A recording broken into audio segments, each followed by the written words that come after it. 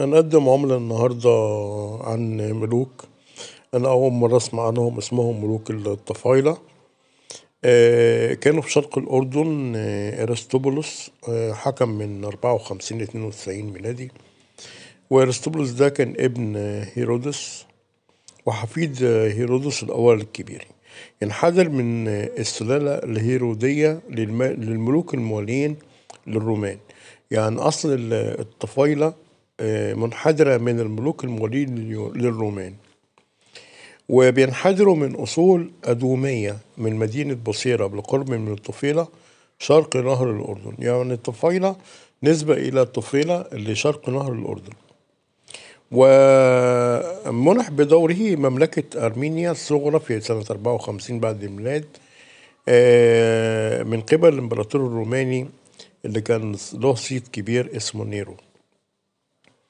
على الرغم من وجود وثائق تاريخية مثبتة، غالبا ما يتم وصف زوجته سالومي على أنها نفس الشابة التي يروي العهد الجديد عنها في المسيحية، يعني رقصتها الشهيرة لهيرودس أنتيباس، وبتشجيع من والدتها، حيث طلبت والدتها برأس يوحنا، لأن والدتها كان يوحنا اللي هو النبي كان بيشكك في زواجها، فوالدتها كانت تكره يوحنا وكانت بتطالب برأسه.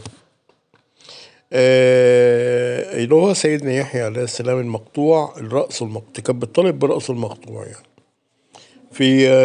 في المقابل. وليس لدينا ما يثبت ان دي سالومي اللي هي الفتاة اللي هي امها اللي كانت بتطالب برأس سيدنا يحيى. والحادث ده اللي هو قطع رأس سيدنا يوحنا المعمدان يحيى عليه السلام يوم مقدس تحتفل به العديد من الكنائس المسيحية، وهو موضوع غالبا ما يشار إليه في الفن والنحت والموسيقى والشعر.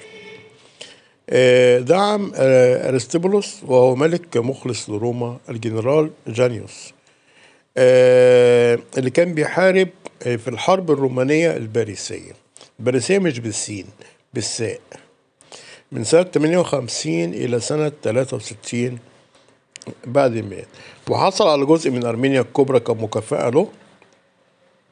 وفي عام 73 أمد أرسطوبولوس بقوات لحاكم سوريا اسمه لوسيوس، الذي أقنع الإمبراطور الجديد فيسباستيان بأن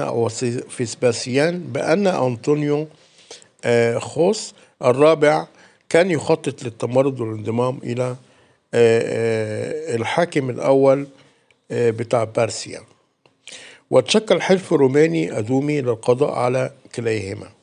قرار أرسطوبولوس بضرب العملات المعدنية، اللي احنا طبعا أساسا بنتكلم عن العملات المعدنية، لكن بنحكي تاريخ العملة وتاريخ الملوك في وقتها والسيرة بتاعت الملوك.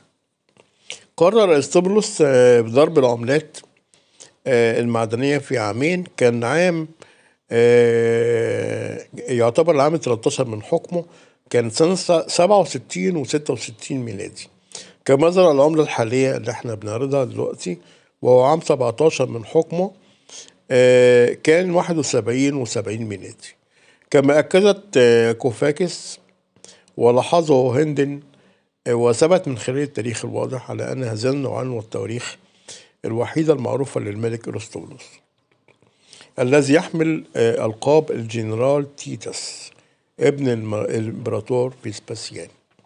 يمثل العام 66 و 70 بعد الميلادية بداية ونهاية للحرب اليهودية الرومانية الأولى، حيث تم إحياء ذكرى الحرب الأخيرة بنوع آخر من مسكوكات أشار إليه تيتس كحليف، حيث يظهر رأس أرسطوبولوس على جهة وإكليل نصر على الجهة الأخرى. وحكم أرسطوبولوس ملك تشالكيس من 57 ميلادية حتى وفاته سنة 92، حيث تم منحه أراضي المقاطعات الرومانية لتكون تحت حكمه. هو خليفة للرومان، وكان في زي ما قلنا الأردن، عشان الكلام يبقى واضح برضو للناس اللي بتسمع. ومنح أراضي ومقاطعات من الإمبراطورية الرومانية لتكون تحت حكم وتصرف. وقد تم إعادة دار السك تشالكيس رغم عدم ذكر المدينة بالكتابة عن النقود، يعني دار السك هي المكتوبة، بسبب شكل ومظهر القطع النقدية وآلية السك، كما أن شركيس كانت عاصمة أرسطبولس.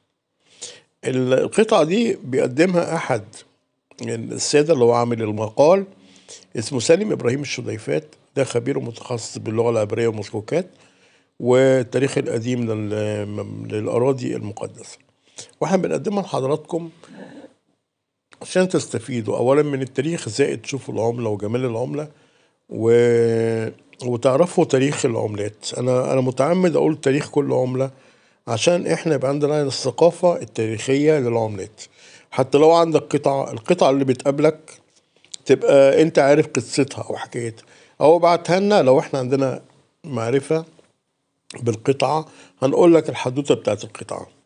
وبرضو القطعة بتقول لك تاريخها وبتقول لك تمنها، يعني القطعة ما تكون ليها تاريخ بالشكل ده، دي قطعة أثرية وسعرها مش هيكون 1000 جنيه ولا 2000 جنيه، هيكون بالملايين.